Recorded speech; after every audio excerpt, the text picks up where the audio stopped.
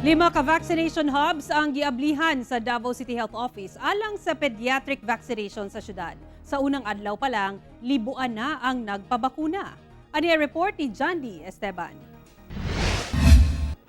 Martes sayo sa buntag, bisan nagtaligsik miadto gihapon sa Mabini Elementary School sa Davao City si Lawrence, 14 anyos, aron magpabakuna uban ang ihang kuya. Kay mama, isingin si mama. Ano daw, para dili daw matakdan dayon. Kaya natakdan naman ko dati. Okay.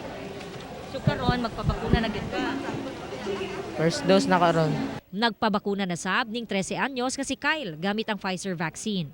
Gikuyugan gayud siya sa iyang inahan. Excited. Nya, diwa ka nahadlok. Wala. Anong gusto man ka magpabakuna?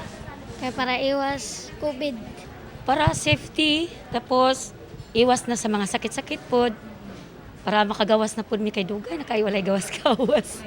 Lunes, nagsugod ang vaccination sa City Health Office sa 5 ka-vaccination hub sa Davao City, alang sa mga nag-edad 12 hangtod 17 anyos.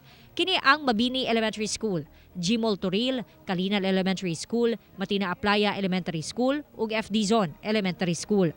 Abli kini alas 8 sa buntag hangtod alas 3 sa hapon. Mo-cater sab sila og walk-in.